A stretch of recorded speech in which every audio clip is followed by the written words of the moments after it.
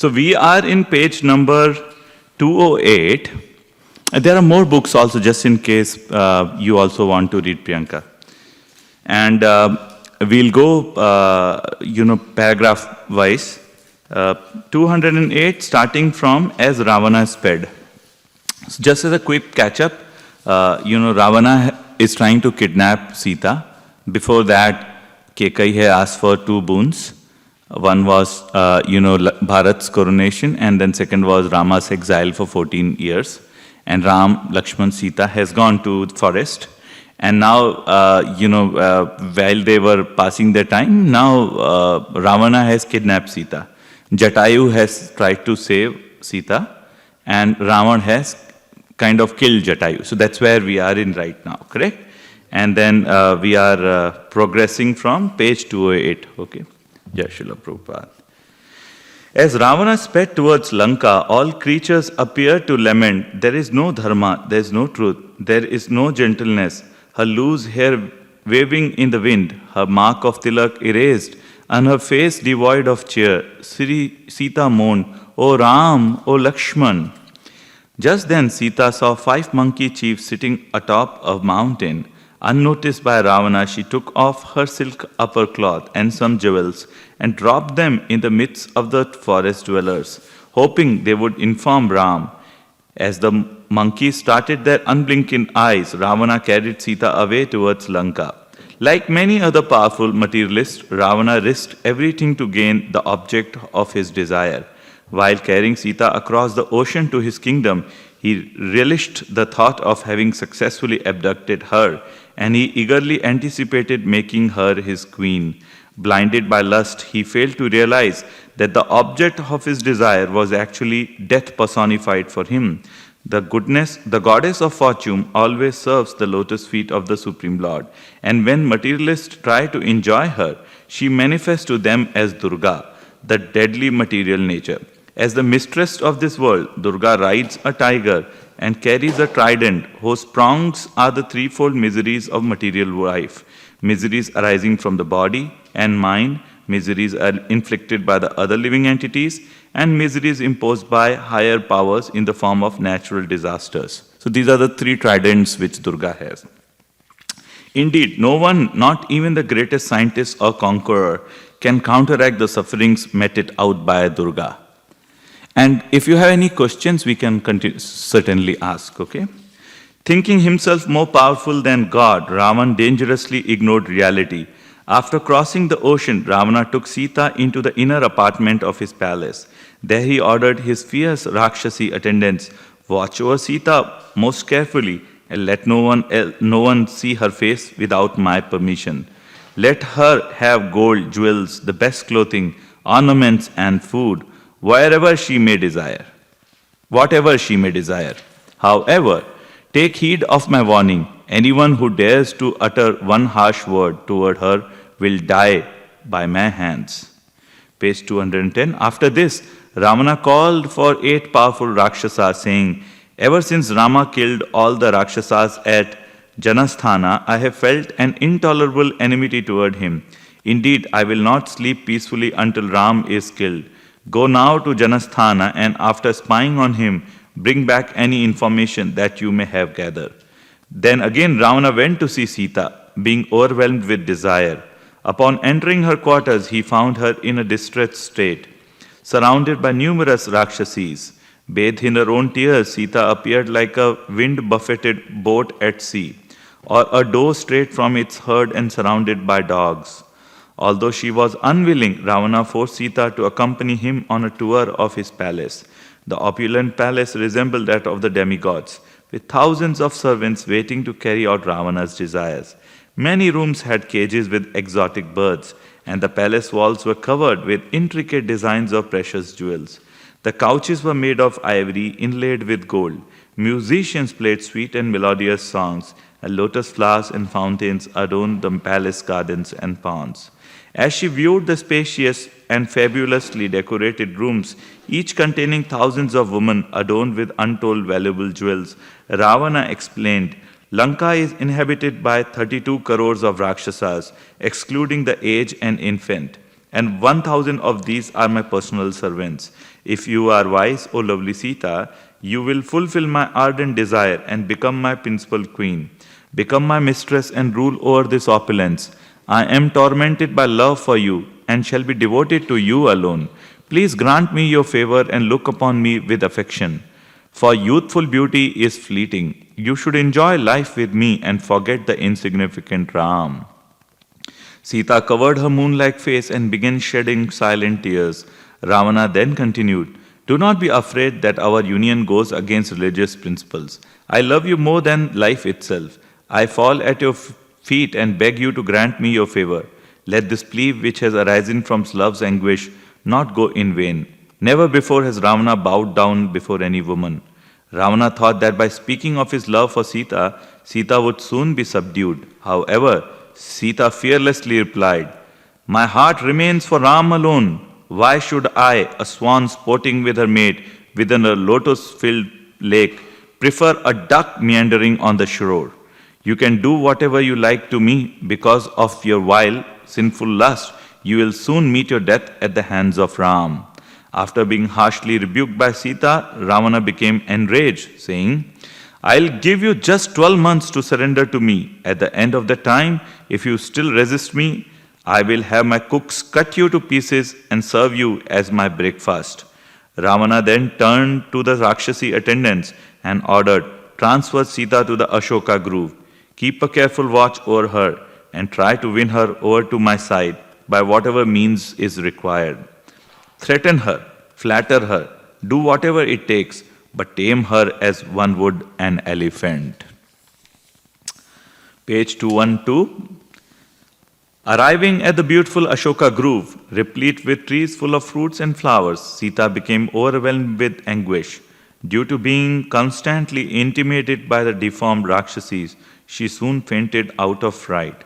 At that time, Lord Brahma summoned Indra and said, "Sita has been kidnapped by Ravana and taken to Lanka. This is our good fortune, for it surely means the imminent destruction of the Rakshasa's king. Still, there is the danger that Sita may die due to separation from Ram.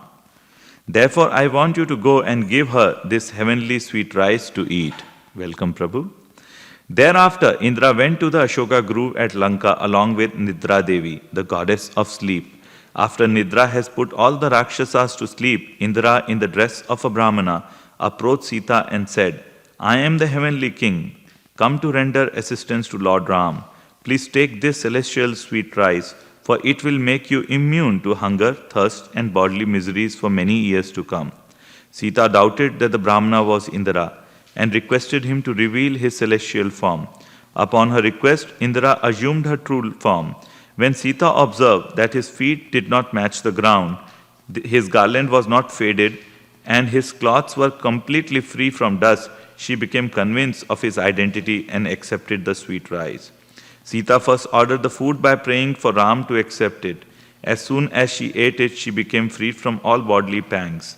Their mission accomplished, Indra and Nidra Devi vanished from the scene. Whenever the Lord's devotee is in great difficulty, the Lord sees to his protection. A devotee never worries for his own protection or well-being. Knowing that Krishna or Ram is always attentive to his needs, he concentrates on his service to the Lord. In the wonderful reciprocation of love, the devotee always thinks of his Lord, and the Lord always thinks of his devotee. So beautiful, correct? You don't have to worry of anything. You carry on your devotional life, and Lord Krishna or Lord Ram will help. After killing Maricha, Ram hastened back to his cottage. Along the way, he thought, the Rakshasas certainly want to take revenge against me for slaughtering the entire army at Janasthana. Maricha's tricks were probably part of a plan to lure me away and devour Sita. I pray that Lakshmana did not leave Sita alone after hearing Maricha cry out, perfectly imitating my voice. Rama's apprehension increased upon hearing the frightful cry of a jackal at his back. Then birds and other wild animals began to pass Rama on his right side, uttering frightful cries. Moreover, his left eye twitched, his left arm throbbed convulsively, and his heart thumped. While observing these inauspicious signs, Rama met Lakshmana coming from the cottage. Taking him by the left hand, Rama immediately began to reproach him, saying, "How could you disobey my order, leaving Sita unprotected? From all the inauspicious omens that have appeared, I can understand that she was either being killed or kidnapped. O Lakshmana, how could you leave Sita all alone?" As the two rushed back to the cottage, Ram suddenly tripped on the forest path. Overwhelmed by fear of losing Sita and angry with Lakshman for leaving her unprotected, Rama began to lament like a deranged person. "If Sita is dead, then I shall kill myself, for I cannot bear to think of living without her. O Lakshmana, how could you betray me like this and leave dear Sita unprotected?" Lakshmana hoped to explain, saying, "Sita became a mad woman after hearing your cries for help. She spoke harshly, accusing me of leaving you to die so I could enjoy with her. Then she accused me of being Bharata's accomplice, your enemy in disguise. Hoping to prove her accusations false, I came here to your aid."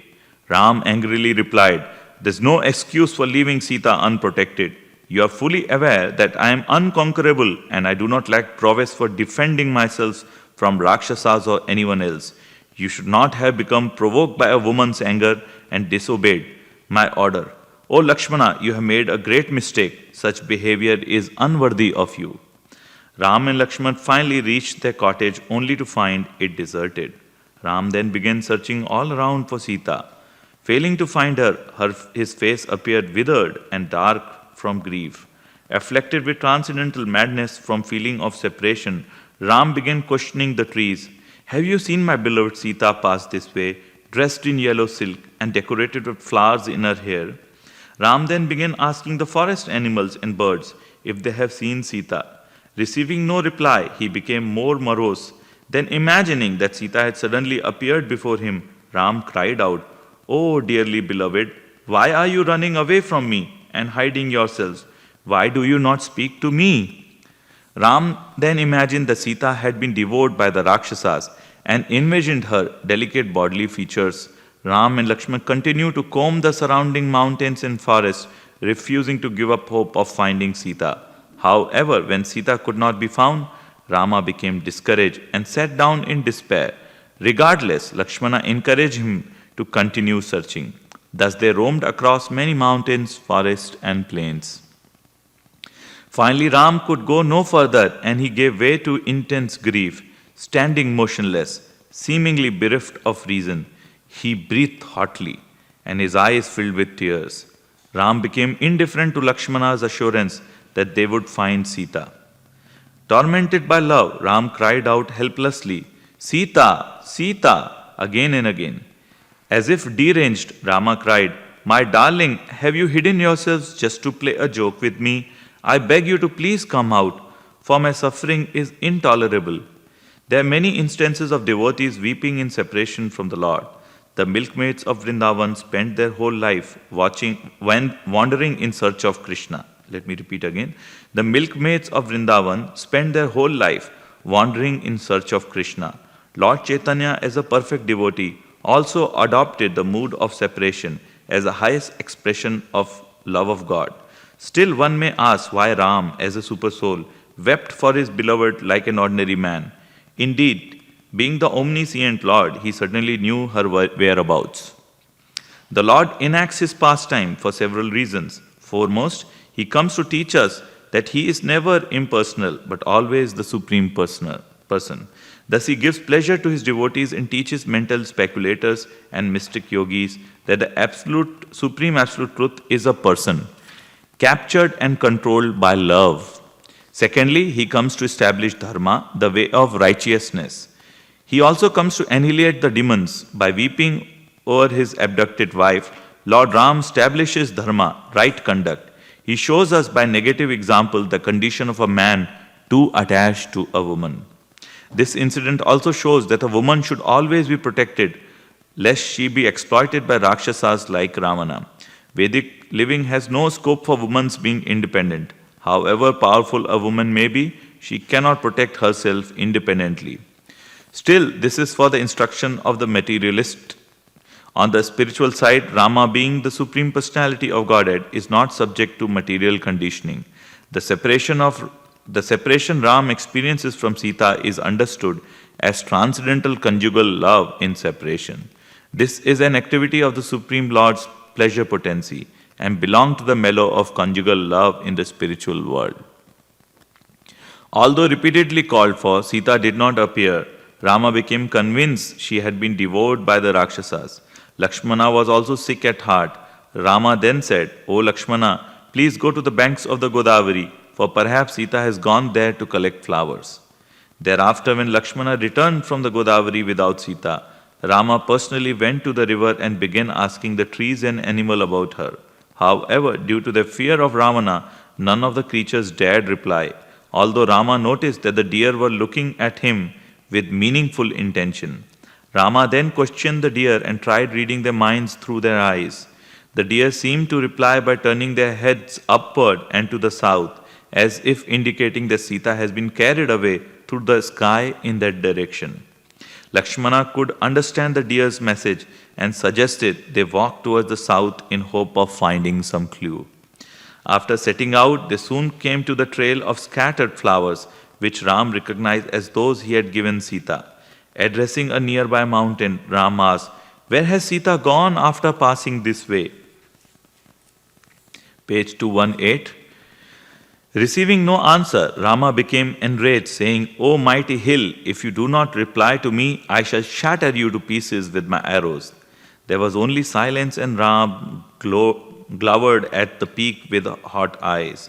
Rama then prepared to release his arrow at the mountain when Lakshmana pointed out Sita's footprints besides those of giant Rakshasas. Following the footprints, Rama and Lakshmana soon came upon Ravana's broken bow and quiver, portions of his shattered chariot, along with the pieces of Sita's broken ornaments. Then when drops of blood were found, Rama concluded that Sita was indeed devoured by the Rakshasas, for it appeared that two man-eaters had fought over her at that spot.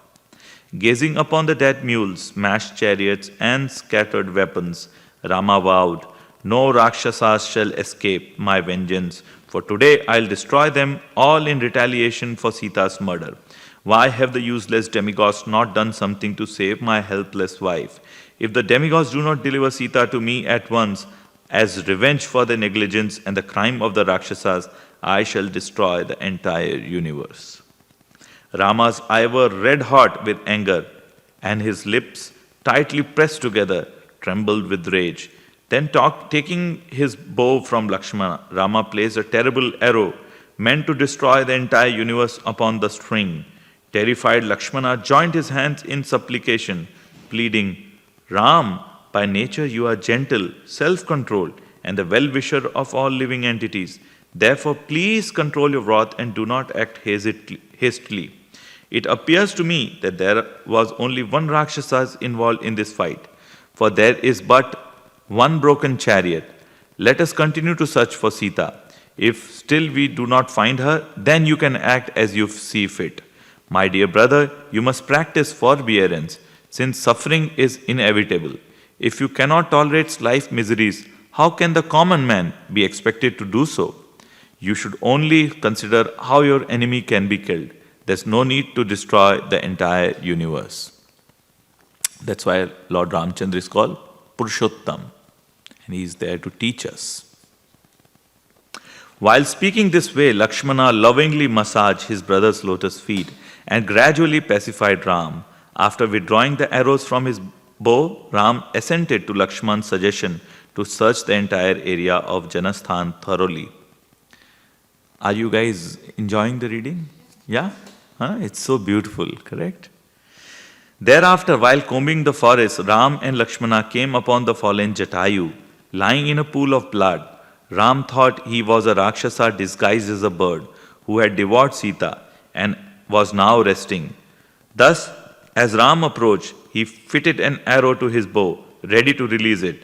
However, upon drawing near, Ram understood that it was Jatayu and that he had been fatally wounded while trying to rescue Sita from the clutches of Ravan. Understanding the situation, Ram threw his bow aside and embraced Jatayu. Seeing the plight of his servant, Ram became doubly aggrieved. Ram anxiously asked, "Oh Jatayu, please tell me everything you know about Sita and her abductor." The dying Jatayu related all that has happened and commented, "Ravana took Sita away at the time of day known as Vinda. If a person loses something at the time, he will surely reclaim it very soon. My dear Ram, do not be overly aggrieved because of Sita, for you shall certainly regain her after killing the Rakshasas king in the battle." Then, as Jatayu described Ravana's exalted lineage, he gasped his last breath, uttering, "Ram, Ram." Ram told Lakshman, "I am more saddened by the death of Jatayu, who gave his life for my sake, than by the kidnapping of Sita. Go and bring some wood so we may cremate his body. Let it be known that Jatayu will attain the highest destination as a reward for his service to me." Lakshmana prepared the funeral pyre, and Rama placed Jatayu's body upon it and lit the fire. The brothers made offering for the benefits of Jatayu's departed soul and chanted Vedic mantras. Rama and Lakshman then went to the banks of the river Godavari to offer oblations of water and then took bath. Thus completing the funeral ceremonies, Ram and Lakshman again fixed their minds upon the task of finding Sita and continued to wander the forest. Traveling towards the southwest, they reached an untrodden land overgrown with trees and bushes. After passing through that region with great difficulty, they left the Dandakaranya forest and entered the Kroncha forest. Prabhu, there are Ramayana also in case you want to read also. Page 221. After passing through that, Rama and Lakshmana entered another dense jungle there. They were suddenly confronted by a huge Rakshasi standing before a large cave. The ghastly Rakshasi with a long sharp teeth, large protruding belly and hard skin quickly stepped forward, catching Lakshman by the hand, saying, "My dear handsome hero, please come with me and revel in this delightful forest." Then the Rakshasi embraced Lakshmana, saying, "I am yours, take me as your beloved wife." In reply, Lakshmana angrily drew his sword and cut off the Rakshasi's ears, nose and breast. Bleeding and screaming with pain, the Rakshasi fled. Then Ram and Lakshman continued on as before. Suddenly Ram said, "My left arm is throbbing and my mind feels perturbed. O Lakshmana, we should prepare for imminent danger." A moment later they heard the frightful cry of a Vanju Laka bird, and Lakshmana remarked, "This indicates that victory will be ours." After Ram and Lakshman proceed some distance into the forest, a loud noise was heard as a storm suddenly began brewing. Searching out the source of the noise, Ram and Lakshman proceeded cautiously, swords in hands. Before long they came upon a huge Rakshasa with no head, neck or legs, and a gigantic mouth located in the middle of his belly. Perfect. The Rakshasa was as big as a mountain, with sharp, bristling hair all over his body. On his chest were two fiery eyes, and his long arms stretched out for 8 miles, enabling him to easily catch large animals to eat. Although Ram and Lakshman retreated to a distance of 2 miles, after seeing this monster, the Rakshasa suddenly captured them in his grasp, squeezing so tightly that they were made helpless. Although Ram did not feel threatened, Lakshmana felt despondent, saying, "O Ram, you should offer me as a sacrifice to the Rakshas in exchange of your own life. After that, you can continue your search for Sita." While Ram encouraged Lakshmana not to be afraid, the Rakshasa said, "My name is Kabanda. It is very fortunate that you have come to my forest, because I have been hungry for a long time. Since you are the food which Providence has provided for me, I think that you will have a very difficult time keeping your precious life."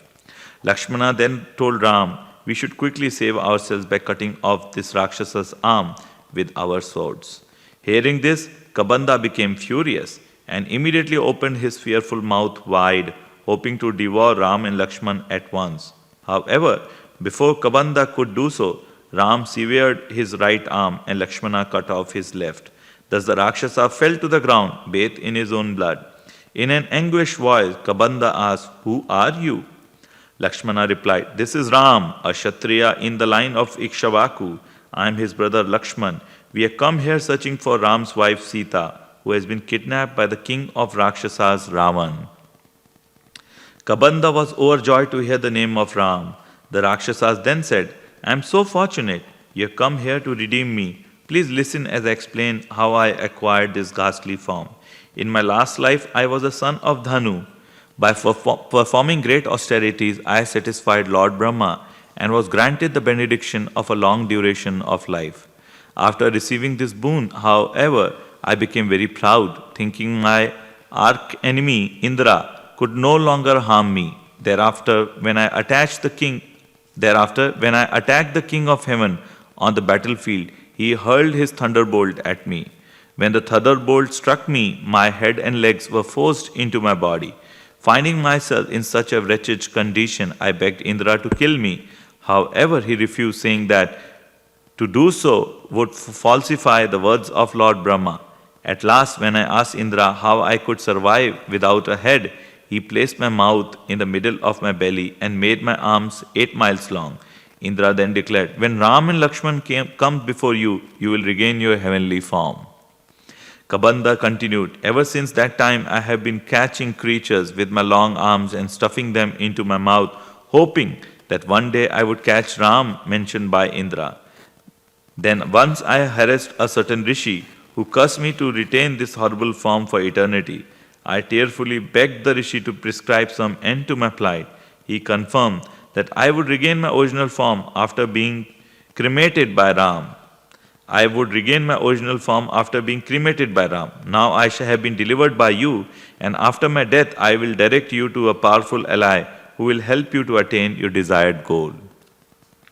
Ram then explained, my wife Sita has been kidnapped by Ravan, the king of the Rakshasas. However, I only know his name. I know nothing else about him concerning his appearance or place of residence.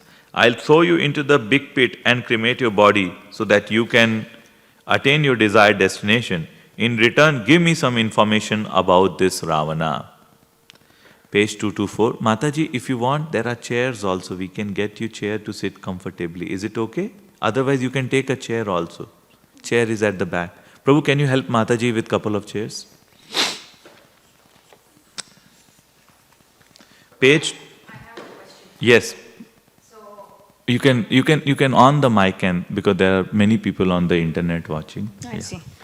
So this is great. Reading the Aranya Kanda is great, but I have heard that the Sundara Kanda is one of the most sacred of all the different kandas in the Ramayana. Yes. So why is that? Why do they say Sundara Kanda is the most sacred of it all? I don't have the answer on that. Okay. Yeah. It's like the different pastimes of Lord Krishna, say, correct? Like there are, time when he was small, living in Yashoda's house. Then there were times when he was playing with his friends. Then there were times when he was playing with gopis. Then there were times when he was, killing Kamsa. Then there was time when he goes to Dwarka. Then there are and different devotees relish different pastimes. Correct? Some are under Shanta Bhav, some are under Vatsalya Bhav. So they relish over and over again Yashoda Mai holding a stick and running behind Krishna, or Nanda Maharaj looking dearly at Krishna. And then there are some who are looking for wrestling with Krishna, playing with Krishna, eating with Krishna. Those are in the mode of friendship. And then there are certain people who are in a gopi bhav. And then there are certain people who are in a administrative or opulence. They always look Krishna as a royal king of Dwarka. And they are, looking at him as full of opulence. But people in Brijadham, they look him as a coward boy. And different people have different taste, different nectar. And there is a gradation, but I'm not sure on the why Sundarkand. We'll come to Sundarkand. Probably that time when you have some answer, yeah?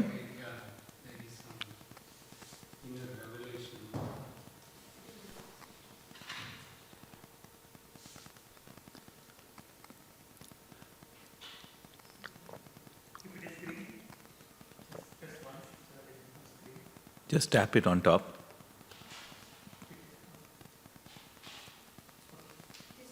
Hare Krishna, Krishna Krishna, Hare Hare.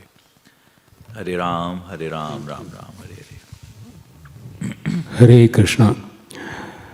The Sundaram is the progression of Satyam, Shivam, Sundaram. So Rama's incarnation or avatara is truth, Satyam. And Shivam, because he is always peaceful, serene, Shivam. So the consequence of Satyam, Shivam is Sundaram, beauty. The inner beauty is the easiest way to reach that. Say a person like you is who speaks only truthful words, is always true, and would never say anything that is not true. Or if it is something untrue, they would not talk about it. So that their, Sthira Buddhi consciousness is implanted in Satyam. And then Shivam is, they are always serene inside. So the Shivam, this consequence is Sundaram. Perfect. See, why here in Ramayana the Sundarakandam has appeared is because there are people who get oppressed and get into some kind of lamenting situations. So to bring some inner beauty and peace, that they say, if you read a few portions of this, then Hanumanji comes into the picture, and then he becomes the Ramaduta, and first he says is, Kanden Sita, that means I saw Sita. And he is one who doesn't speak falsehood. So everyone believes that. So that kind of inner revelation happens. Okay, wonderful. Yeah, I don't have a good answer on that. Thank you so much. Yeah, we'll continue. Yeah, so Sundarkand is coming, very close. I think Kishkinda Kand, and then so your desires will be fulfilled very soon. And then we will know also. Sorry, I don't know the answer. Otherwise, I would have told you. Our philosophy is if Prabhupada has said something, then we believe on that, or some of the acharyas. So I have not, maybe it's there in some of the context, but I have not come across that. So Prabhupada actually asked his disciples to do work on Ramayana. That's why one of his disciples actually translated Valmiki Ramayana. This is one of his disciples. That happened to me, my Guru Maharaj. So, yeah. Awesome, very good. Yeah, I'm very glad you are thinking that way. Good. And your name again? Priyanka. Oh, you are Priyanka, you are Jyotsna. Oh, I confused last time. Okay. Cool. Let's do one thing. Certain sections, why don't we all read also? Let's do one paragraph. Maybe you can take the microphone and Prabhu can read the next paragraph. That way we can have everybody get the credit of reading. Yeah. So we are on page 225.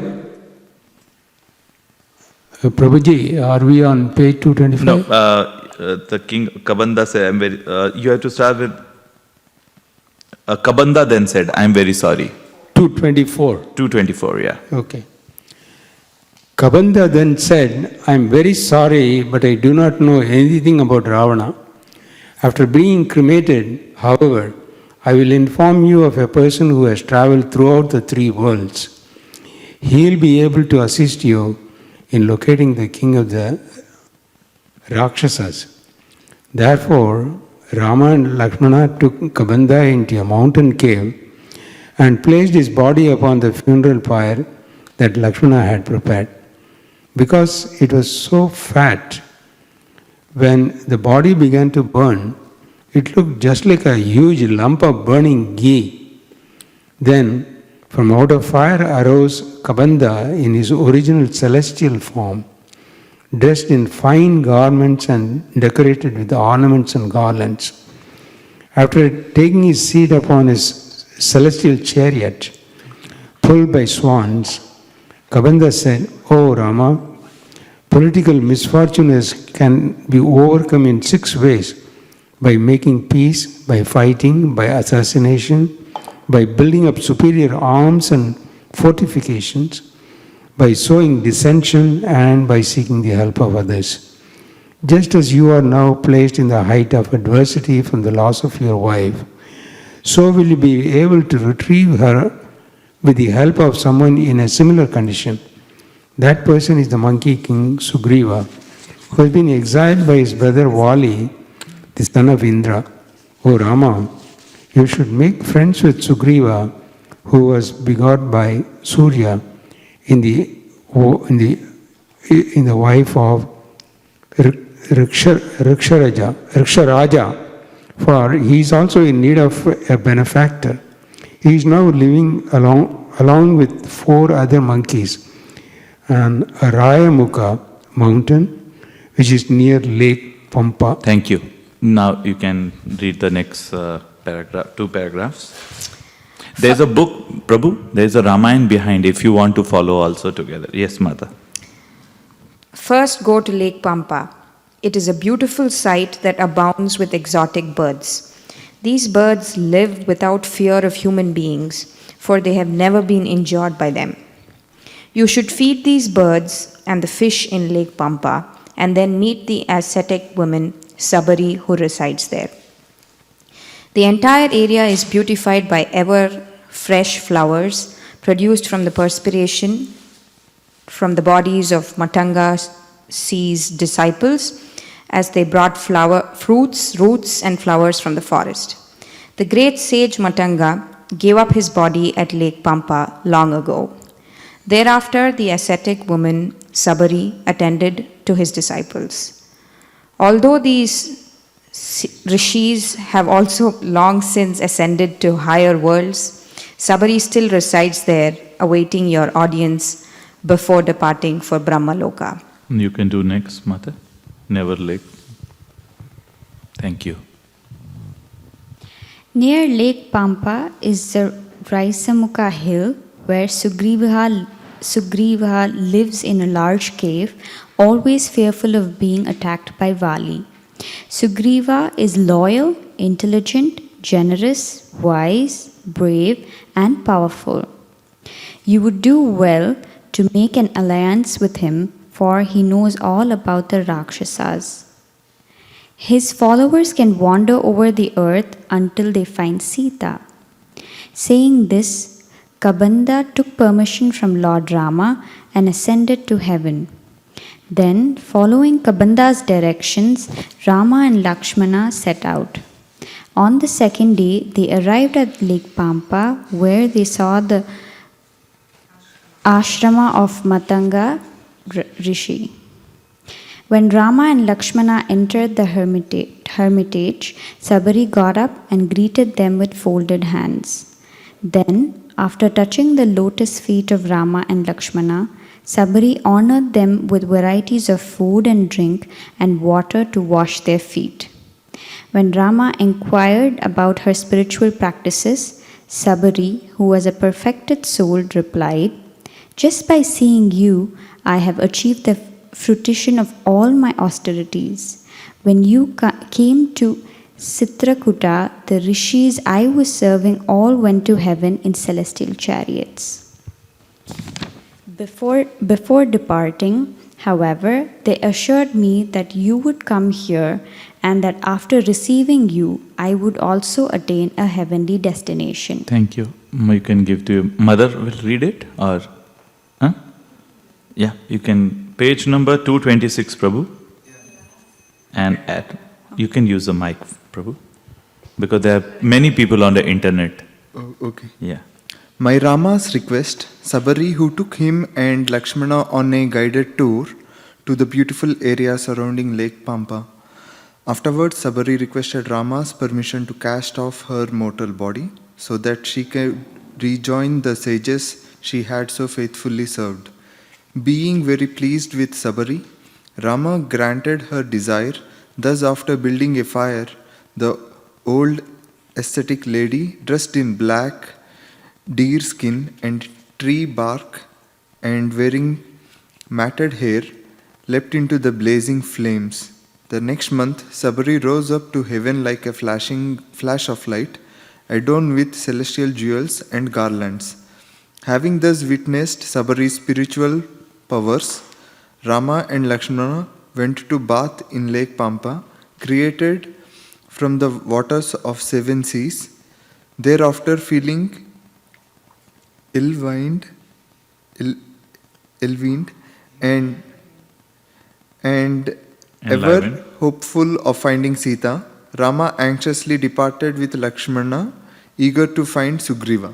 Jai. Thus ends the Aranya Kand of Ramayana. Let's start the Kishkindha Kand. So one thing you will realize is here, Shabri giving, the bear tasting is not mentioned, okay? But it's there in Tulsi Ramayana. It's not there in Valmiki Ramayana. Kishkindha Kand. The spring beauty surrounded Lake Pampa awoke within Ram memories of his loving pastimes with Sita, thus intensifying his transcendental grief. Ram constantly thought of Sita and wondered if she was able to live without him. Sorry, Prabhu, I didn't offer. Do you want to read also? Okay. Rama bitterly lamented, "Oh Lakshmana, it is now the month of Chaitra, and this lake is so lovely with its deep blue waters. This is the season of love, when all the trees become resplendent with blossoms, their petals raining down to decorate the beautiful green forest carpet. Without Sita, however, life seems meaningless. That which pleased me when she was present now pains me. When I hear the cuckoo call, I think of Sita's sweet voice. When I see the pink lotus flowers swaying on the crest of the waves, I think of Sita's eyes. The gentle, fragrant breeze reminds me of Sita's honey-scented breath. O Lakshmana, the pain of this cruel spring is unbearable, for I can no longer bear to live without Sita. You should return to Ayodhya and serve Bharata, while I stay here and give up my life." Trying to instill some hope in Ram, Lakshmana replied, "My dear brother, there is no reason to suppose that Sita does not live. Wherever Ravana may be, in heaven, on earth, within the ocean, or the nether regions, we shall find him and vent our wrath. Give up this useless melancholy and fix your mind on finding Sita. It's by earnest endeavor that we shall succeed, not by lamenting." Being thus admonished by Lakshman, Ram gave up his depression. While conversing, they reached the vicinity of the Rasyamukha hill. From a distance, Sugriva could see Ram and Lakshman approaching. Suspecting them to be allies of Vali, Sugriva became very afraid. Then he and his associates quickly took shelter within the ashram of Matanga, which was protected by the Rishi's magic spell. But in spite of such security, Sugriva was so restless and frightened that he kept wandering from one hilltop to another, unable to sit still for a moment. Hanuman then said to his distracted master, "You should give up this paranoia of Vali. Being a fickle-minded monkey, you hastily come to conclusions that surely will be rejected after more careful considerations." Thank you so much for coming. Please visit us on 28th, which is a Ram Navami celebration. Okay? Hare Krishna. Sugriva replied, "Whether they are agents of Vali or not, these persons are certainly frightening. Indeed, these two warriors look like chiefs of the demigods and are armed with bows and swords. Certainly Vali is very cunning and has many friends. Therefore I want you to find out why they are come here. Observe them carefully, noting their speech and their expressions. Find out who they are and what they want. If they purposefully glorify me in their presence, you shall be able to detect if they are friends or enemies." As he also had the suspicious mind of a monkey, Hanuman concealed his real form and appeared before Ram and Lakshman as a mendicant. Then after falling flat to offer his obeisances, Hanuman said, "O great heroes, please tell me how it is that such exalted personalities as yourselves have come to this desolate region.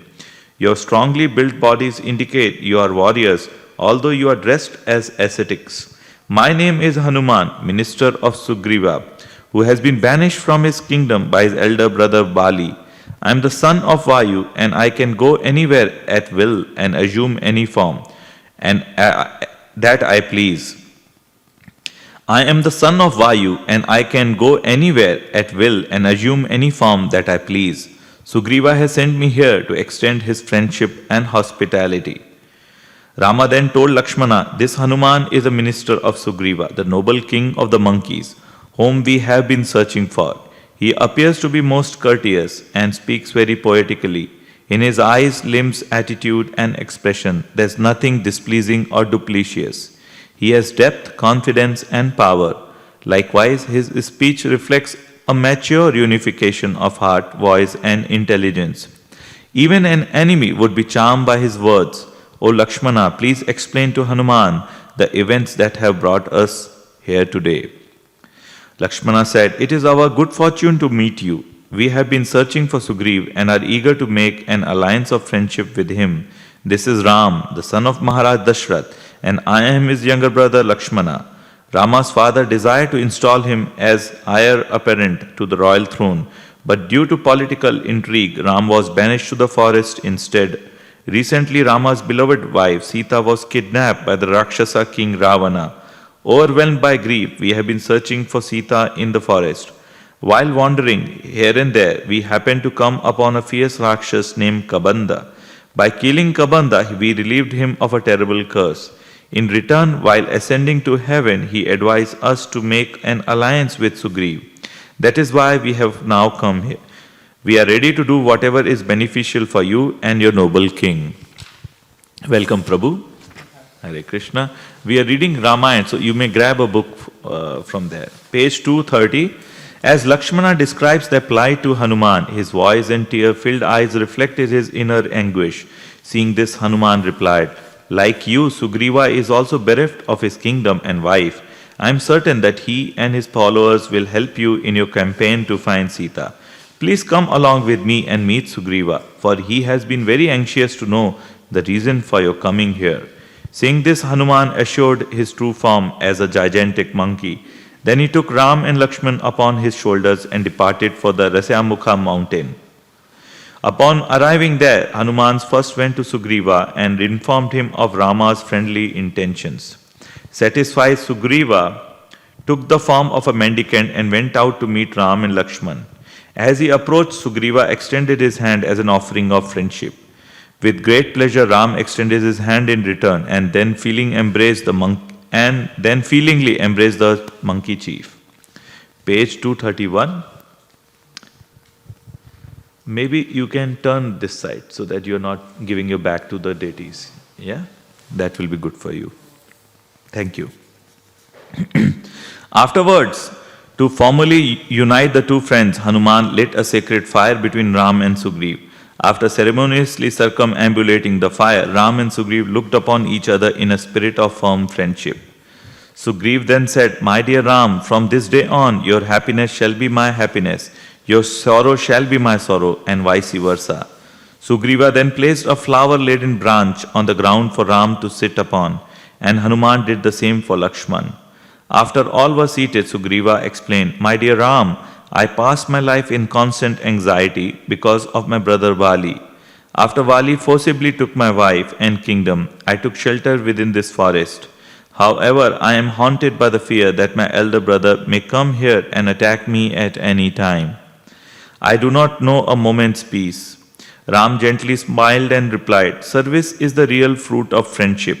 Therefore, it is my duty to dispose of Vali and assist you in regaining your kingdom and wife."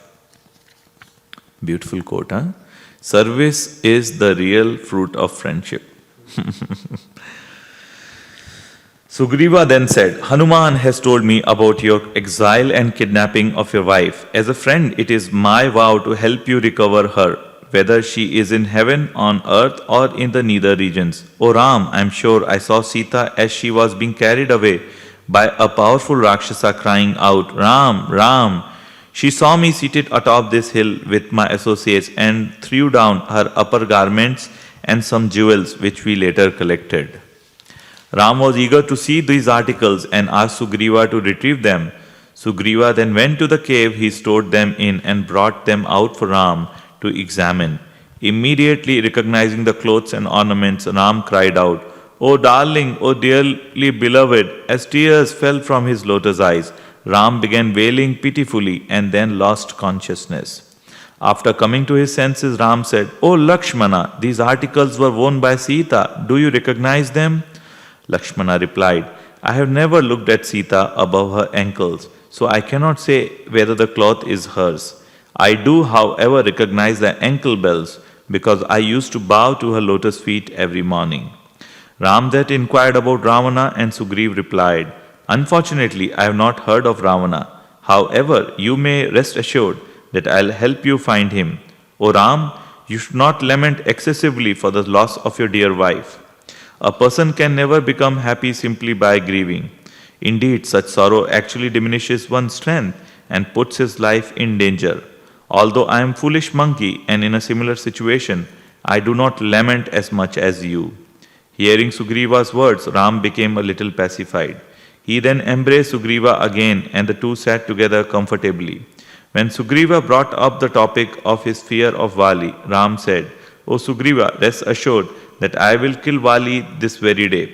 First, however, I would like to know how such enmity developed between you two brothers.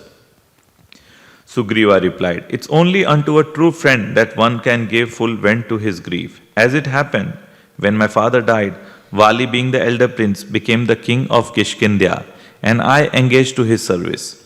Before this, Mayavi, the son of Mayadano, had established an enmity with Vali because of a woman.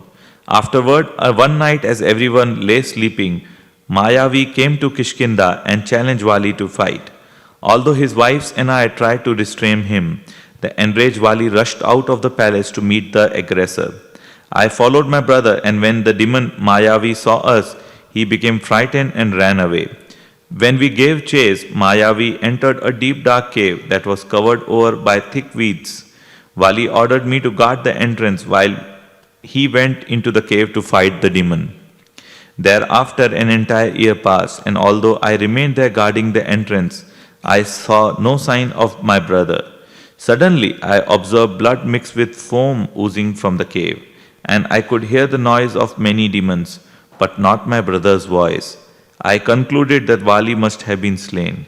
I then blocked the entrance to the cave with a huge boulder and offered water for the benefit of my departed brother's soul. When I returned to Kishkindya, the minister installed me upon the royal throne, and I began ruling the kingdom righteously. It came to pass that after some time, and much to the surprise of everyone, Vali returned to Kishkindya, having slain the demon. When my brother saw me seated upon the royal throne, he became enraged, and immediately arrested the ministers, throwing them in chains. I could have fought with my brother, but out of respect I bowed down to him and placed the royal crown at his feet, hoping he would become pacified. Vali, however, remained angry and continued to severely abuse me. Then calling together the leading citizens, he announced to all, I entered the bowels of the earth to kill the demon Mayavi, and it was only after searching for him for 1 full year that I found him. After I killed the demon and all his relatives, the blood from their bodies flowed, practically filling up the cave and making it very difficult for me to get out.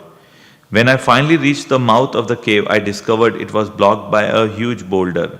I called out for Sugriva again and again, but received no answer. Finally, I kicked out the boulder, freeing myself, and returned to Kishkinda. Much to my surprise, I saw Sugriva sitting upon the royal throne. I could then understand that his intention was to shut me up within the cave to gain control over the kingdom. Thereafter, Vali took away all my possessions, including my wife, and banished me from Kishkindya, leaving me with only a single cloth. Since that time, I have been residing upon this mountain along with my closest friends. Ram then said, My dear Sugriva, rest assured that I will kill Vali so that you can recover your wife and kingdom. Even after hearing Rama's assurance, Sugriva remained doubtful whether Ram was powerful enough to slay Vali. To further illustrate his elder brother's prowess, he told the following story. Once there was a great demon named Dundubi, who wandered over the earth in the form of a buffalo. Upon reaching the seashore, Dundubi challenged the ocean to fight. The ocean personified then appeared and said, O best of the Asuras, I am not a competent match for you. I suggest that you approach Himavana, the presiding deity of the Himalayas and father-in-law of Lord Shiva. Thinking the ocean to be afraid of fighting with him, Dundubi went to the Himalayan mountains and began tearing down its peak and cliffs. Himavan then appeared upon one mountain top and said, I am the shelter of great rishis who are non-violent and equipoised. I am not at all adept at warfare. Therefore, O greatest of the demons, please leave us aside and do not create any further disturbance. The angry demon then asked who he could fight with instead. And Himavan described my father Bali, my brother Vali, the son of Indra. Thereafter Dundubi went to Kishkindya, and while bellowing loudly, he began tearing up the ground with his hoofs, uprooting great trees and damaging the city's gates with his horns. Vali immediately went out and challenged the arrogant demon to fight. After a brief exchange of harsh words, Vali grabbed Dundubi by the horn, whirled him around, and dashed him to the ground, causing blood to flow from the demon's ear. A fierce duel then ensued, as each struck the others forcefully. However, after a short time, the demon began to weaken. Seeing this, Vali lifted Dundubi into the air and smashed him onto the ground with all his strength. As blood poured profusely from every hole of his body, the demon gave up his life. Then Vali lifted up Dundubi's dead body and hurled it 4 miles away. However, as the corpse flew through the air, drops of blood fell from its mouth and landed on the ground at Matanga Rishi's ashram. This angered the great Rishi, who wondered who could have done such a thoughtless and stupid act. When Matanga came to know that the demon had been killed by Vali, he pronounced the following curse.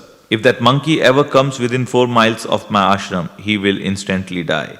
If any of his ministers come here, they will remain as statues for thousands of years. Although Vali tried to pacify the rishi, he was unable to and has been afraid to approach this place ever since. Over there, you can see the bones of the great demon. You can just imagine how powerful Dundubi must have been. How then can you hope to defeat Vali? Lakshmana then laughed, realizing that Sugriva doubted Rama's ability to kill Vali. He asked, what feat could Ram do that would prove his prowess and set your mind at ease? Sugriva replied, once at this place, Vali pierced 7 large trees with 7 arrows. If Ram could split one of these trees with a single arrow, then kick the remains of Dundubi's distance of 200 bow lengths, I could consider him a suitable match for Vali. Hearing this, Ram effortlessly lifted the skeleton of Dundubi with his big toe and sportingly flung it a distance of 80 miles. Even so, Sugriva said, when Vali threw Dundubi's body, it was heavy with flesh and blood. Moreover, he was greatly fatigued from fighting. Since the carcass is now much lighter, it is impossible to judge who is more powerful, you or Vali. At that, Ram took up his bow and released a powerful arrow that pierced all 7 trees, entered the earth, went down to the bottom of the universe, and after 1 hour returned to his quiver. Sugriva was struck with wonder and reverently bowed at Rama's lotus feet. Ram then embraced Sugriva and suggested, let us now go to Kishkindya. You should go ahead and challenge Vali, while Lakshmana and I hide behind some trees just outside the city gates. When Sugriva arrived at Kishkindya, he let out a loud roar, challenging his brother. As Vali heard it, he immediately rushed out, excited with rage, just like the suns emerging from behind a hill. In great anger, Vali and Sugriva struck each other with a fist. However, as Ram watched the fight, he could not discern which of the two was Vali, for the 2 brothers looked exactly alike. Thus Ram refrained from discharging his arrows, causing Sugriva to think that he was unwilling to help him. Indeed, Sugriva was getting the worst of the fight and finally ran away, barely alive, battered and soaked in his own blood. As Vali chased Sugriva, he taunted, coward, run for your life. This time I shall spare you. Sugriva then took shelter in the forest by Matanga's ashram, and soon thereafter Ram, Lakshman and Hanuman arrived. Sugriva approached Ram, if you did not intend to kill Vali, why did you encourage me to challenge him? It would have been better for you to say, I am not willing to kill your elder brother. Ram then explained that he could not distinguish who was who in the fight, since they appeared identical. It was for this reason, Ram said, that I hesitated to discharge my arrow, he told Sugriva to mark himself with something that would distinguish him from his brother. Thereafter, Sugriva again set out for Kishkindya, accompanied by Ram, Lakshman, and Hanuman. When they reached the outskirts of the city, Sugriva strode forward, challenging his brother with loud roars, while the other concealed themselves behind trees and bushes. Vali was inside the lady's apartment when he heard Sugriva summon him. In a fit of rage, he rose up from his seat, storming out of the room in heavy stride. In great anxiety, Vali's wife Tara clung to her husband, imploring him, "My dear lord, please cast aside your arrow and consider the matter carefully. You have already beaten Sugriva severely. Thus, it is quite suspicious that he should return so soon." Roaring with confidence, I must conclude that to dare act so boldly, Sugriva must now be accompanied by a strong ally. Our son Angad has received information from some spies that Ram and Lakshman have come here and made an alliance of friendship with Sugriva. Since Ram is inconceivably powerful, comparable to Lord Vishnu himself, you should not risk creating enmity with him. Please settle this by making Sugriva the heir apparent and thus establish friendship with Ram. Being destined to die, Vali could not accept sound advice. Thus he replied, "I cannot tolerate such arrogance from my younger brother. As for Ram, I have no quarrel with him. He is virtuous Kshatriya, and I have no fear that he would harm a person that bears no enmity." Saying this, Vali stormed out of the city, hissing with rage. He confronted Sugriv, and a fierce struggle ensued. As before, Vali eventually began to gain the upper hand. Then Sugriva signaled Ram, indicating that his strength was waning. How are you all doing? Enjoying the reading? Why don't you read, Prabhu, 2 paragraphs, starting from seeing this Sugriv, 239. Seeing that Sugriva was near the point of collapse, Rama fitted a powerful arrow onto his bowstring. He released the arrow, and it flashed through the air like lightning, piercing Vali deeply in the chest. However, even the bath in his own blood and lying on the ground, Vali did not immediately give up his life, for he was wearing a gold chain given to him by his father, King Indra. Coming from their hiding place, Rama and Lakshmana approached the fallen Vali, who began chastening Rama, saying, "I heard you were a righteous hero and king, devoted to dharma and compassionate. Little did I realize you are a vile wretch, like a well covered with weeds. You make an external show of virtue, but your sinful action has betrayed your sinful heart. I fought with Sugriva because I was convinced that you would not attack me. How could anyone claiming to be Kshatriya and a hero kill someone engaged in fighting with another and with whom he has no enmity? I never harmed or insulted you. I never attacked your kingdom. What merit have you acquired by striking me unfairly? How will you ever justify this action in front of righteous men? If you would have fought honestly, then it would be you lying here, not I. You shoot your arrow at me from behind like a snake attacking a sleeping man. I challenge you to justify this shameful act." Thank you. You can give to Prabhu. Prabhu, do you want to read? You can take the microphone. Thank you so much. Thanks for reading, Prabhu. Yeah. Rama replied, "Your accusations show that you are actually ignorant of true morality. Monkeys are by nature frivolous because of their uncontrollable minds. Because you are a monkey and your advisors are also monkeys, you cannot understand dharma.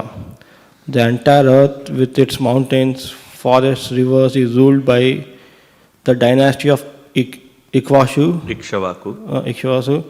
The king of Ishvaku Kanaki have complete authority over all the men and animals and have the power to punish or reward whomsoever they please. It is you who have acted sinfully under the sway of lust and greed. You have taken Ruma, the wife of your younger brother, and enjoyed her as your wife. It is for this sinful act that you deserve to die at my hands. Death is proper punishment for one who has sexual relations with his daughter, daughter-in-law, sister, or the wife of a younger brother. If king does not punish a sinner, then he himself becomes sinful. It is for this reason that I promised to kill you and thus enable Sugriva to regain his wife and kingdom. Aside from this, it is an acceptable practice that while hunting, Kshatriyas release their arrows at inattentive animals from a hidden position. Therefore, since you are only a monkey, my act does not bear the slightest fault. Thank you. Very nice explanation, correct? It was one of the aggressors. Thank you very much. Yes, Prabhu. Yeah. Being enlightened. Being enlightened by these words, Vali felt ashamed for his abominable actions. With folded hands, he replied, "Whatever you have said is certainly true. I only dared to denounce you because I was overly proud, ignorant of my own sins. My dear Rama, I implore you to give protection to my only son Angada, begot by me through my wife Tara.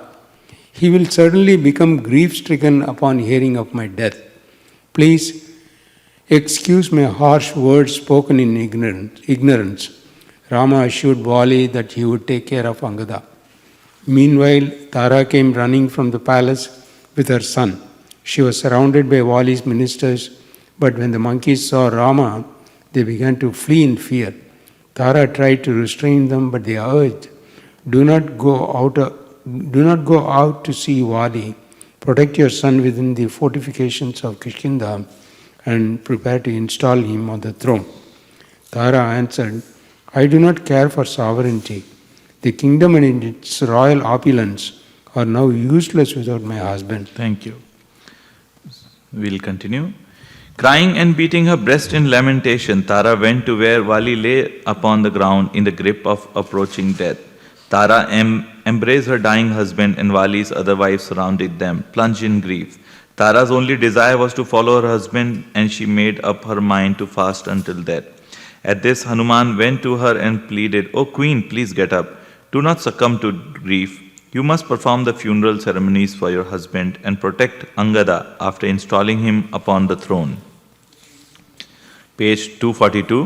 Vali then said, "My dear Sugriv, I beg you to forgive me for all the wrong I have done towards you. Accept the kingdom from me now and take care of my son Angada, for he shall always remain faithful to you." Saying this, Vali handed Sugriva the celestial gold chain he had received from Indra. Then turning to Angada, he said, "My dear son, now that I am departing, you should always remain obedient to Sugriva. Always act under due consideration and accept the dualities of pleasure and pain with an equipoised mind. Avoid excessive attachment and hatred, for both lead to degradation." Thus, after speaking to Angad, Vali, who was deeply wounded by Rama's arrow, gave up his life. Then, as Tara continued to embrace her dead husband, wailing in grief, Neela came and extracted the arrow from Vali's chest. Tara then told Angad, "Bow down to your father's feet." As the young prince did this, he too became overwhelmed with grief. Upon seeing Tara's anguish, Sugriv became despondent and with a sorrowful voice said to Ram, "I have found that the fulfillment of desire has produced the opposite of what I anticipated. Instead of happiness, I feel repulsion towards the kingdom and even life itself. To atone for my sin, I will give up my life in the fire. My dear Ram, these other heroic monkeys will help you search for your beloved wife Sita." Ram became dejected hearing Sugriva speak this way. As tears came to Rama's eyes, Tara approached him, saying, "I know that my husband will be very unhappy without me, even if he now resides in heaven. Therefore, please kill me also, so I may rejoin him. If you consider killing a woman to be sinful, then just think of me as non-different from Vali." Ram turned to Sugriva, saying, "Your tears of sorrow are sufficient bereavement for the departed soul of your brother. This world is moving under the direction of eternal time, and all living entities make their appearance and departure. Under the direction of Supreme Personality of Godhead, time never oversteps its limits. Thus one should not lament for what which is inevitable. In this way, Sugriva became pacified. With Lakshmana's help, he began to arrange for the cremation of his brother's body. Soon thereafter, a palanquin was brought from Kishkindya. Sugriva placed Vali's body on it and led the funeral procession to the banks of nearby mountain stream. As the funeral pyre was being built, Tara placed Vali's head upon her lap while continuing to weep bitterly, giving pain to all who saw her. Finally, the other woman came and raised Tara up, allowing Sugriva and Angad to place the body of Vali on the funeral pyre. After the cremation, the relatives brought water from the river Tungabhadra and made offerings for the departed soul of the heroic monkey king. When the funeral ceremonies were completed, Hanuman requested Ram to accompany Sugriv to Kishkindya to install him on the royal throne. Rama declined, however, saying, Hanuman, I suggest that you officiate at Sugriva's coronation and have Angad installed as heir apparent. Since the monsoon season is nearly upon us, it is not a suitable time to search for Sita. All the monkey chiefs may stay in Kishkindya for 4 months, while Lakshmana and I pass our time residing in a mountain cave. When autumn arrives, we can begin to all-out search for the kingdom of Ravana. Sugriva then entered Kishkindya and was welcomed by the citizens. The bathing ceremony at his coronation was performed by the foremost of monkeys, including Mainda, Divida, and Hanuman, as well as Jambavan, the king of the bears. Sugriva accepted his wife Ruma back and installed Angada as heir apparent to the royal throne. Page 244. For 4 months, Ram and Lakshman dwelt within a mountain cave. Feeling intense separation from Sita, Ram could not find any pleasure in the scenic beauty of the mountainous region. He was unable to sleep at night and constantly shed tears of anguish. One day Ram said to Lakshmana, after evaporating water from the ocean for 9 months, the sky now sends forth heavy showers of rain.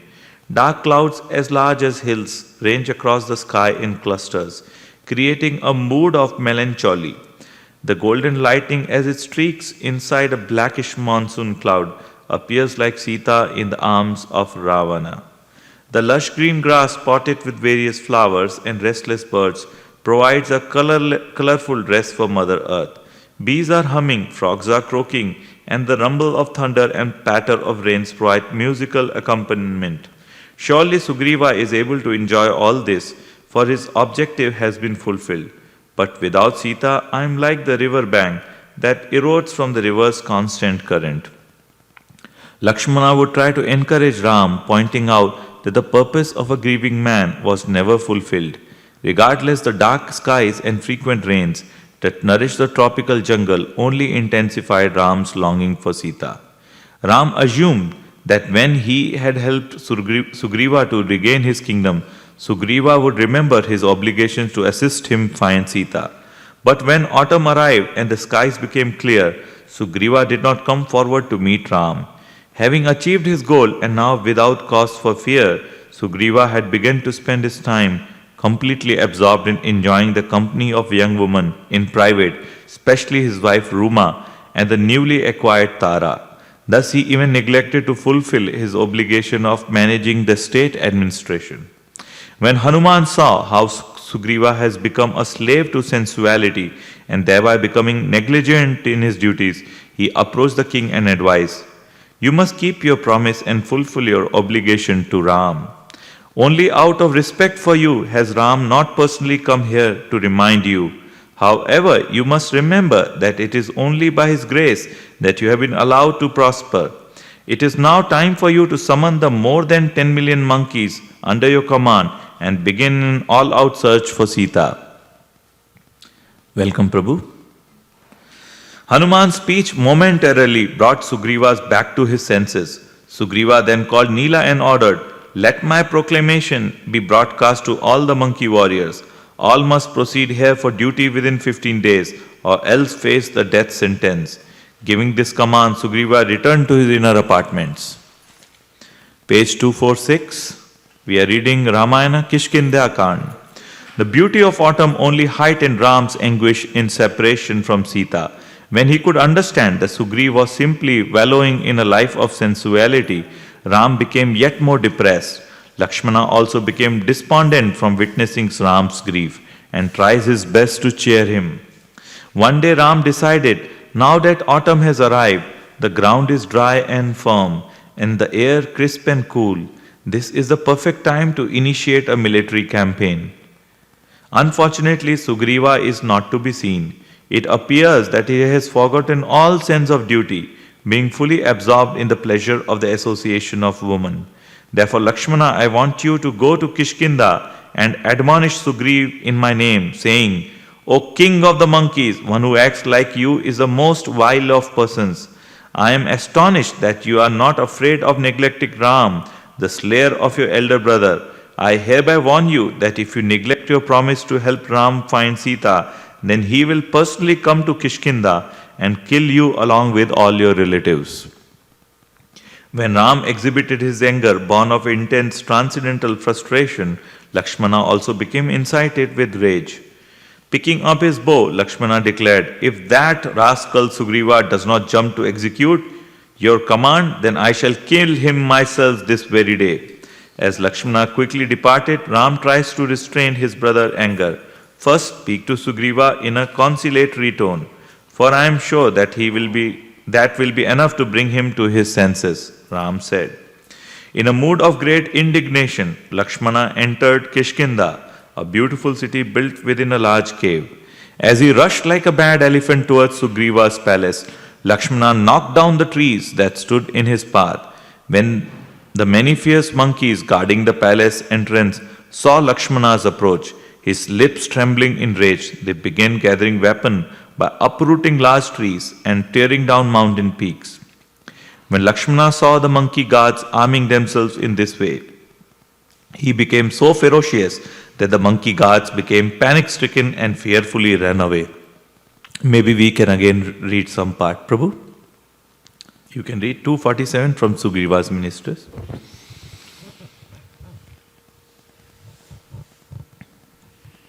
Hare Krishna. Hare Krishna. Sugriva's ministers rushed to Sugriva to inform him of Lakshmana's arrival in such an angry mood. Sugriva, however, was fully absorbed in sexual activities with Tara and did not pay much heed to his ministers. As the ministers ordered the monkeys to arm themselves in preparation for battle, the enraged Lakshmana met Angada and told him to inform Sugriva of his arrival.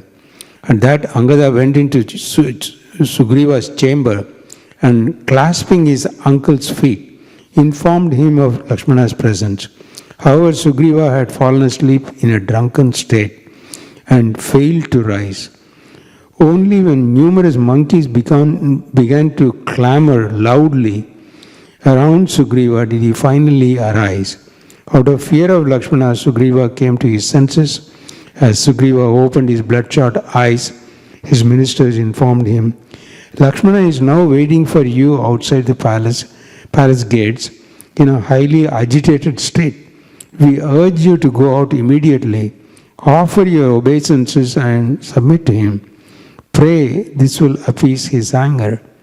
Having finally realized the gravity of the situation, Sugriva hastily arose from his bed, wondering why Lakshmana would be angry with him.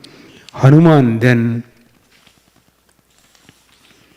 reminded Sugriva, O king, due to becoming absorbed in sense gratification, you have not even noticed how the time has passed. Autumn has long since arrived, yet you have neglected to fulfill your promise to help Rama in his search for Sita. Lakshmana has now come here to remind you.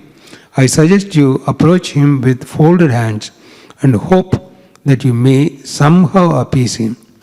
On Sugriva's order, Angada escorted Lakshmana into the palace.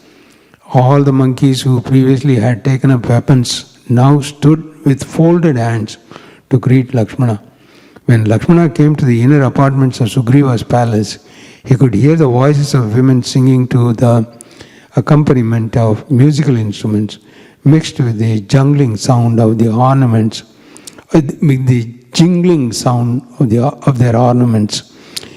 Indeed, upon seeing all the young, beautiful women, Lakshmana became somewhat ashamed due to his vow to shun the company of others' wives. Although he restrained himself from entering, Lakshmana announced his arrival by twanging his mighty bow. Sugriva trembled upon hearing that sound and told Tara, "I wonder why Lakshmana is angry. I think it would be better for you to go out first and try to appease him."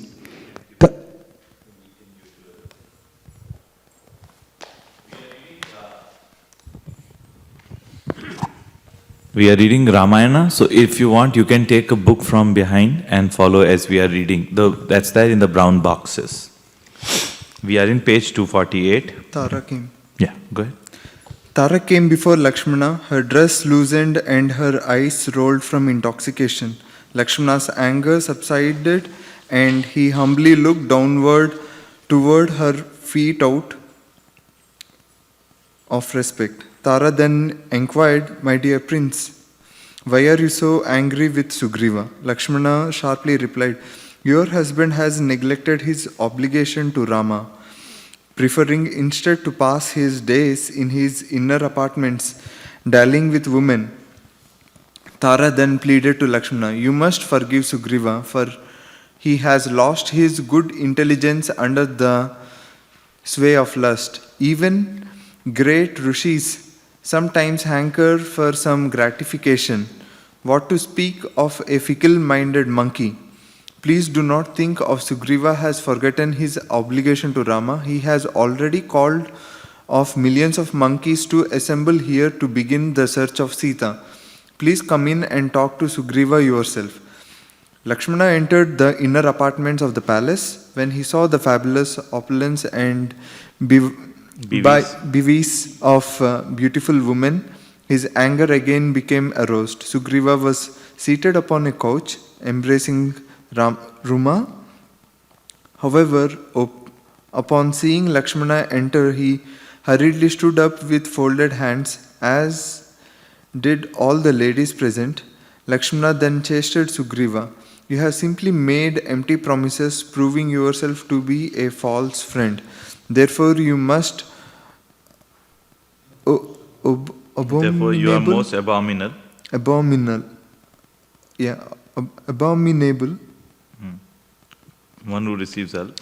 Yeah, one who receives help from a sincere friend and does not repay that service is considered hard-hated and must be killed. Indeed, once when Lord Brahma saw such a ungrateful person, he exclaimed, 'The means of atonement has been prescribed for the killer of a cow, a drunkard, a thief, or for one who has broken a sacred vow. But there is no expiation for a ungrateful soul. I warn you, Sugriva, if you do not begin helping Rama immediately, you will meet your brother Vali in the adobe of Yamaraja this every day.'" Thank you. You can give it to Prabhu, yeah? Tara then replied for her husband, "O Lakshmana, Sugriva is not a liar, nor is he hard-hearted. He has not forgot what Rama did for his sake. His only fault is losing all sense of time because of overindulgence in sense gratification. We have heard that in Lanka, the abode of Ravana, there are 100,000 crores of Rakshasas. Since it would not be possible to kill Ravana without slaying them first, Sugriva has summoned innumerable monkey warriors from all corners of the earth. He has not yet met with Rama or initiated the search for Sita because he is awaiting their arrival. Sugriva has set a 15-day time limit. Thus, thousands of monkeys, bears, and baboons are expected to begin arriving Kishkinda this very day."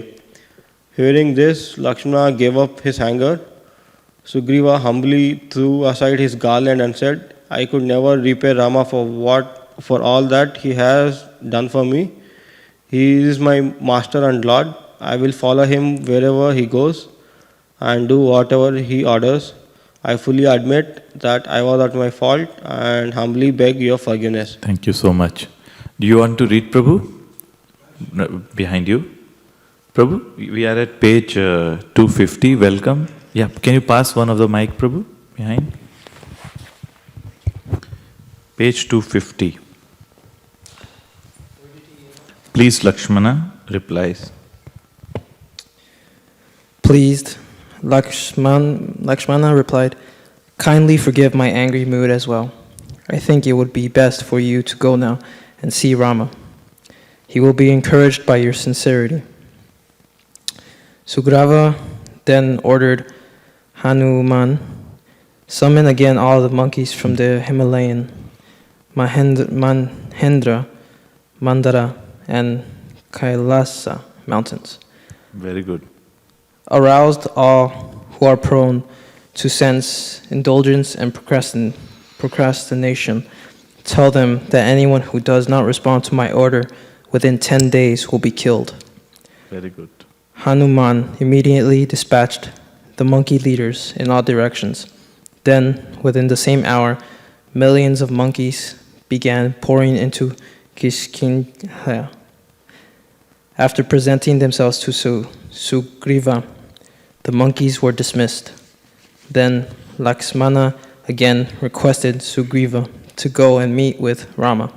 Thus, Sugriva had a palanquin brought forth, and he and Lakshmana were carried to Rama's dwelling, accompanied by innumerable monkeys. Thank you. Prabhu, you want to read also? No? Mata, you want to read? Thank you. Thank you so much. This was awesome reading by all of you. Let me continue. Thereafter, as Lakshmana and Sugriva stood before Ram with folded hands, Ram gazed upon the army of monkeys with great pleasure. Sugriva then fell flat before Ram, submitting himself as a fully surrendered soul at his lotus feet. Ram then mercifully lifted up Sugriva and embraced him, without any trace of resentment for Sugriva's past negligence. After offering the monkey's king a seat, Rama instructed Sugriva about royal duties. A king should understand the proper times for dharma, artha, and kama, and then enjoy life accordingly. When a king gives up the Vedic regulations, being overly attached to sense gratification, thus indulging himself irregularly, he is considered fallen. My dear Sugriva, now is the time for you to endeavor to find Sita, as you have already vowed. Sugriva replied, "My dear Ram, please rest assured I am eager to help you, as are all the monkeys who have assembled here." Ram again embraced Sugriva, reconfirming their friendship. Thereafter, a huge dust cloud began forming because of the great hordes of monkeys converging upon Kishkinda in response to Sugriva's order. The cloud covered the entire sky so that the sun became veiled. All the great leaders of the monkey and Jambavan, the king of the bears, came before Sugriva with the millions of followers. The entire surrounding forest and mountain area became completely covered by the monkeys. Pointing out the different groups of monkeys, Sugriva said to Ram, "My dear Lord, you should consider these monkeys warriors as your own army. From now on, please order them as you see fit." Page 252. Ram said, "Our first mission is to locate the abode of Ravana and ascertain where Sita is still alive. My dear Sugriva, you should organize the search parties. When Sita is found, I will give the necessary orders." Sugriva immediately called for the monkey king Vinda and ordered, "I want you and your soldiers to search everywhere in the eastern direction, including the 7 oceans and 7 islands. Beyond the ocean of milk, there is an ocean of fresh water, wherein lies the subterranean fire. 13 yojanas from the eastern shore of the freshwater ocean is a mountain called Jatarupasila, which is made entirely out of golden rocks. It is there that Lord Anantashesha resides, supporting the entire earth. This marks the outer boundary of the eastern quarter. I am giving you 1 month to search this entire area.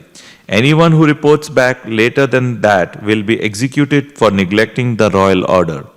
Next, Sugriva dispatched Angada, Nila, Hanuman, Jambavan, Mainda, Dvivida, and others to the south, making the son of Vali their leader. After describing the southern region, Sugriva instructed the monkeys.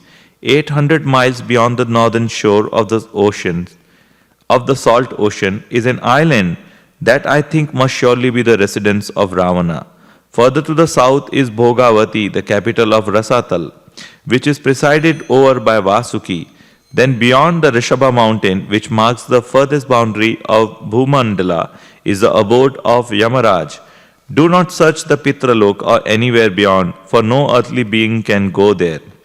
Sugriva then dispatched Susena and his followers to the west. He instructed them, in the middle of the salt ocean is Pragyotisapura, the city of Narakasura, and the western limit is where the sun sets. Behind that, there is no information as to what exists, so you should not go there. Finally, Shatabali were dispatched to the north, and Sugriva informed him, you will first come to the land of the Malechas and then the Himalaya mountain. Beyond these mountains is 800 miles of desolate land, and after that is Mount Kailash, where Kuvera resides. Beyond Kailash is Krauncha mountain, then Uttara Kuru province, and finally the northern salt water sea, in the middle of which is a golden mountain called Somagiri. Therein Lord Vishnu, Brahma and Shiva reside. When you see that mountain, you should turn back, for it is not possible to go beyond that. Sugriva considered Hanuman to be the most capable of finding Sita. To encourage him, Sugriva said, O Hanuman, of all the powerful monkeys, you are exceptional. There is no one capable of obstructing you on this earth, in the sky, in heaven, or in the nether regions. Not only do you have superhuman strength, but you are courageous, intelligent, and resourceful. Therefore, I am specially counting on you to find Sita. Hearing these words and observing Hanuman's self-confidence, Ram also became convinced that Hanuman would be the one to find his beloved wife. Taking his ring, Ram handed it to Hanuman, saying, My name is inscribed on the inside. When you locate Sita, give her this ring.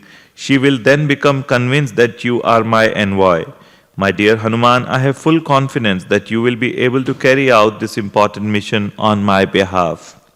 Accepting the ring, Hanuman touched it to his head and bowed down before Ram. He then departed while the other monkey began scorning the earth for Sita. Ram and Lakshmana consented to remain in their mountain cave for the next month. After the monkeys had departed, Ram asked Sugriva, How have you acquired such extensive knowledge of the earth's geography? Sugriva replied, After Vali retired to Kishkinda and banished me, even though I voluntarily surrendered the kingdom to him, he remained angry and continued to chase after me. Thus, out of fear for my brother, I continually wandered over the surface of the entire earth, seeking shelter. Finally, after some time, Hanuman informed me of the Matanga's curse, and I took shelter of Matanga's ashram. As the monkeys searched for Sita, they spread out during the day to comb their allotted areas, and at night regrouped to take rest. Before 1 month has elapsed, Vinata, Shatabali, and Sushena returned, having thoroughly scoured their assigned regions. With sad faces, they reported to Sugriva that they had not been able to unearth even a single clue about Sita's location. Sugriva sat next to Ram as the monkeys came and related to him their experiences. Everyone concluded that Hanuman was their only hope. As the party led by Angad thoroughly searched throughout the desolate Vindhya mountain range, they became tormented by hunger and thirst, for that entire region was devoid of water.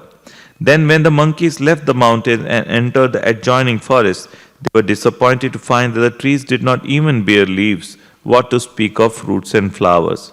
Because all the streams in that area were dried up, it was also bereft of birds and other animals. The forest had once been the home of a great sage, Kandu. When his son died prematurely at the age of 10, the rishi became so angry that he cursed the entire forest to become unfit for the habitation of men or beasts. Welcome. While roaming in this desolate forest, the monkeys came upon a ferocious Rakshasa. Although the demon While roaming in the desolate forest, the monkeys came upon a ferocious Rakshasa. Although the demon was fearless, having received a benediction from demigods, he was killed by Angad, who thought him to be Ravana. However, when Angada party searched the entire area and failed to find any clue concerning Sita's whereabouts, they became disappointed. Time passed quickly as Angada urged the monkeys on their search around the Vindhya mountain range. The allotted 1 month came to an end. Oppressed by hunger and thirst, the monkeys searched for water. Then Angad and Tara sighted a cave where moist creepers grew thickly and aquatic birds flocked. They hastened to the cave, hoping to find some water within. So, we are reading the whole book Ramayana as we progress towards Ramnavami, which is 28th of March. And then we are aspiring, we'll read the whole Ramayana book. And we will do that every day also, the reading continues. There's a phone number where devotees join in and then they read and listen. So you can also do that. And there's a Ramayana book at the back in the brown box in case you want to read. Reading forward, the cave was deep and dark, and as they cautiously entered it, they made a chain by holding hands. Finally, after proceeding for 8 miles, the monkey could see a light deep within the cave. Proceeding further, they came upon a grove of golden trees. Soon they came upon a golden palaces, beautiful ponds, and lovely gardens. In the midst of this heavenly grove, the monkeys beheld an ascetic woman dressed in black deer skin and glowing with great spiritual effulgence. Hanuman approached her with folded hands and said, "Kindly tell us who you are and to whom this cave belongs. Why does everything have such a golden appearance? We are very tired and thirsty. We have been wandering about through waterless regions for a long time." The woman replied, "My name is Swayam Prabha, the daughter of the Meru Savarni, the superintending deity of the Mount Meru. I am friend of the Apsara Hema and I am remain here guarding this hermitage. This cave named Rik Sabila is a creation of Maya Danava. After performing austerities here, Maya Danava received a benediction from Lord Brahma that enabled him to possess all the mystic powers known to Shukra. Thereafter, Maya Danava continued dwelling here. However, later on, when Maya became attached to Hema, Indra drove him from this region with the help of his thunderbolt. Lord Brahma then gave this cave to Hema. Please make yourself feel at home and kindly tell me the purpose of your coming to this inaccessible region." According to Vedic etiquette, one must always welcome a guest. First, one should offer him a sitting place and refreshment. Afterwards, one can inquire about his well-being. Even if the host is very poor, he can at least offer a clean sitting place and a glass of water. In such a pleasant atmosphere, a guest is sure to feel peaceful and happy. Thus, Swayam Prabha heartily welcomed her visitor. So, everybody is clear how we should welcome a new guest? Correct? Ask them to sit on a clean place, inquire, and give them a glass of water, at minimum. Correct?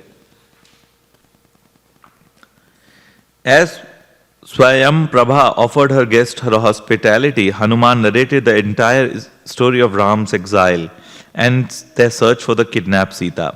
Hanuman then said, "We cannot thank you enough for your kind reception. Is there any service we can perform in return?" Swayam Prabha replied, "Because I am engaged in performing austerities, I have nothing to ask from others." Hanuman then said, "O Master, the monkey king Sugriva has allotted us 1 month to find Sita. That time has already expired. Now we therefore feel doomed. Is there any way you can help us?" Swayam Prabha replied, "It is nearly impossible for anyone who has entered this cave to get out alive. However, I shall assist you by utilizing my mystic powers. But you must close your eyes, for no one can leave here while looking about." Thereafter the monkeys kept their eyes tightly shut. Suddenly they felt themselves being transported out of the cave. When they at last opened their eyes, they saw that everyone had been carried out of the cave. Looking about, they could see that all the trees were now in full bloom. Apparently, spring had arrived. The monkeys became very depressed, thinking of how so much time had somehow mysteriously elapsed. Angad then suggested, we should all sit down and fast until death, for that would be more noble than being killed by Sugriva for our negligence. All the assembled monkeys agreed that there was no question of them returning to Kishkinda without first obtaining some information about Sita. Tara then proposed, let us take shelter within this inaccessible cave, for we could all live there without fear of being discovered.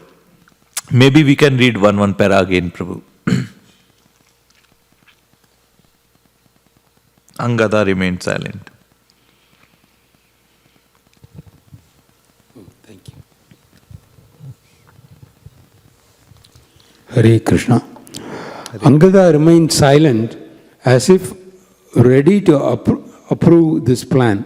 However, Hanuman said, my dear prince, I consider you to be endowed with the 8 attributes of intelligence: an inclination to hear what others have to say, the capacity to hear what others have to say, the ability to comprehend the basic meaning of what others have to say, good memory, capacity to reason in favor of a proposition, capacity to reason against a proposition, deep insight into the meaning of what others say, and true wisdom.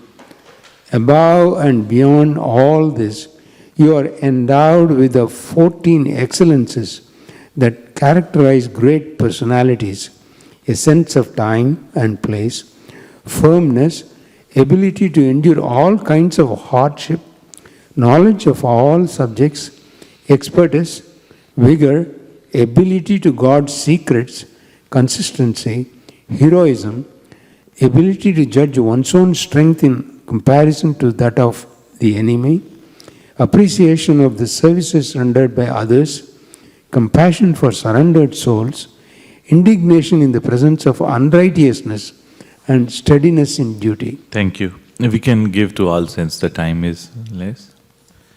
In this way. Hare Krishna. Hare Krishna. In this way, Hanuman employed the first political expedient by flattering agenda. Then he utilized the third by causing some dissension among the monkeys, making them argue about what should be done. Finally, he intimidated Angada by saying, if you go through with your foolish plan to live within this cave, then you shall soon meet with disaster. The other monkeys will not remain faithful to you for very long under such conditions. Moreover, eventually Lakshmana will find out where you are and destroy the cave along with you and other monkeys. However, if you return to Kishkinda, Sugriva will certainly forgive you, because you are the only son. He will later install you on the throne. Thank you, Prabhu. Angada countered Hanuman by arguing, you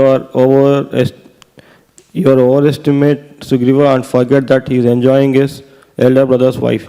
Sugriva purposefully neglected his promise to Rama and took action only after being threatened by Lakshmana. Therefore, whoever wants to can return home. I, however, shall remain here fasting until death.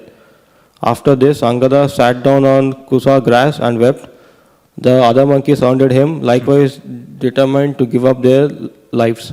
Just then, Sampati, the elder brother of Jatayu, came out of his cave and perched on top of mountain in sight of all the monkeys.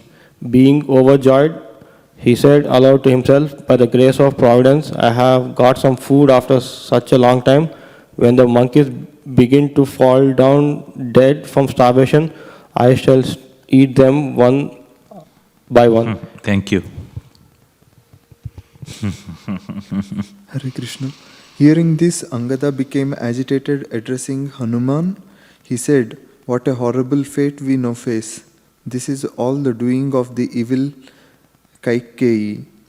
First, she caused the destruction of the great soul, Jatayu, then Vali, and now she will become the cause of our deaths as well. Can you give it to Prabhu? Judge Prabhu?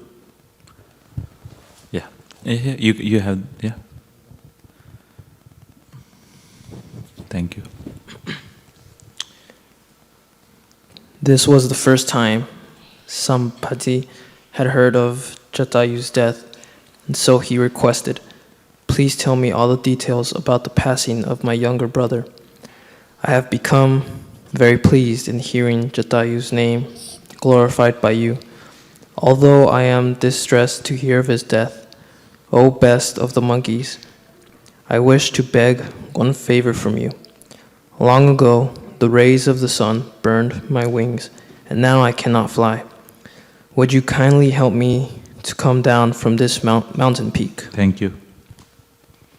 Hare Krishna. Hare Krishna. Since only moments earlier Sampati had expressed his desire to eat them, the monkey could not readily put much faith in his words. However, they reasoned, "We are going to die in any case by fasting. Therefore, even if this gigantic vulture eats us alive, it only means that our suffering will end more quickly." Thank you. The monkeys went and helped Sampati down from the mountain top. As they went down, Angada told the entire story of Ram's exile and the heroic death of Jatayu. In turn, Sampati related his own history in a tearful voice. Long, long ago, Jatayu and I wanted to test our prowess by challenging the king of heaven. After soaring high into the sky, up to the heavenly planets, we defeated Indra in battle. Then, having become very proud, we decided to rise up even higher. Thereafter, we were approaching the sun. Jatayu grew faint from the great heat. To save Jatayu, I covered him with my wings. In the process, my wings became burnt and I fell down onto the Vindhya mountain. Angada then interrupted, saying, "If you are actually the elder brother of Jatayu and our well-wisher, then give us information about the abode of Ravana." Sampati replied, "Because I am now very old and my wings are burnt, I am unable to physically serve Lord Ram, but at least I can do so with my power of speech. I am told that a young lady was carried away by Ravana, and while crying out, 'Ram, Ram,' she dropped some of her ornaments to the ground. I know that this Ravana is the king of the Rakshasas, and his kingdom Lanka is situated on an island 100 yojanas from the southern shore. Because I am a descendant of Vinata, my vision extends for more than 100 yojanas. Thus I can see the golden city from here. My dear monkeys, you will be able to find Sita in Lanka, guarded by the Rakshasis. Now please grant me one favor. Take me to the ocean so that I can offer water for my departed soul of my brother." See, the thing, the material life is like that. You almost come to the end and then again a ray of light comes. Then again, some problem happens. This is how... The monkeys were overjoyed to hear about Sita, thus casting aside their vow to fast until death. They took Sampati to the ocean and quickly returned. Jambavan then asked him, "How did you come to learn that Sita had been abducted by Ravana?" Sampati explained, "After my wings were burnt and I fell into the Vindhya mountain, my son Suparshva began to take care of me and bring my food. Once I was very hungry when Suparshva returned home without food, I chastised him. My son told me, while searching for flesh today, I happened to see a giant Rakshasa carrying away a young woman through the air. I wanted to bring both of them to you to eat, but the Rakshasa asked me in a very friendly manner to allow him to pass by. I could not refuse his request. Afterwards, the Siddhas came and informed me that he was Ravana and said that it was fortunate for me that the Rakshasa had not killed me." Sampati could not see that the monkeys were now confident of his friendship. He convinced narrating his life story. "After I fell onto the Vindhya mountain, I remained unconscious for 6 days. When I came to my senses, I went to see the great sage Nishakara, who was living nearby and was known to my brother and me. When I met the Rishi, he asked me how many wings had been burnt, and I explained the entire incident. I told him that after falling from the sky and not hearing from a brother, I contemplated committing suicide by jumping from a mountain peak. As I stood before him, tears flowing from my eyes, Nishakara told me, "Do not despair, for I gave you the following benediction. When at future date you give information to the monkey about Sita, your wings will reappear along with renewed energy." I think what we can do is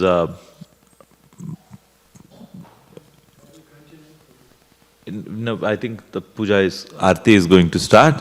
Thank you so much for everyone for joining this auspicious reading of Ramayana. As we quickly get together, remove asan, keep books nicely there to glorify Lord Gauranga, and we'll sing Gaura Aarti. Thank you so much. Hare Krishna.